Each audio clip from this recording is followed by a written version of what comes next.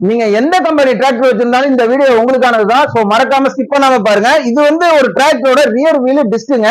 இந்த டிஸ்க்ல என்ன ஆகும் அப்படின்னு பாத்தீங்கன்னா, இந்த 8 போல்ட் போடுறீங்கல்ல, இந்த 8 போல்ட் போடுறதுல ஒரு போல்ட்ல இருந்து இன்னொரு போல்ட்டுக்கு போற இடத்துல கிராக் ஆகுது பாருங்க.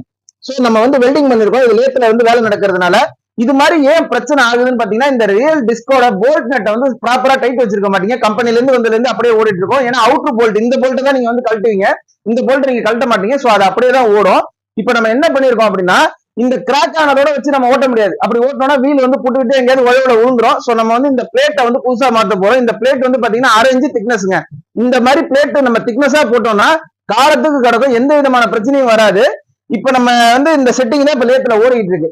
இந்த மாதிரி டிஸ்க் பிளேட் போட்டு இதை ரீயூஸ் பண்ணலாம் அப்படிங்கிற விஷயம் உங்களுக்கு இப்பதான் தெரியுது அப்படின்னா மறக்காம ஃபாலோ பண்ணிக்கோங்க. இந்த வீடியோல ஃபுல் வீடியோ லிங்க் கொடுத்துருக்கோம், மறக்காம அந்த வீடியோ விசிட் பண்ணி பாருங்க. அப்பதான் இந்த மாதிரியான விஷயங்கள்லாம் நீங்க தெரிஞ்சுக்க முடியும். தேங்க்யூ ஃப்ரெண்ட்ஸ், மீண்டும் பாய்.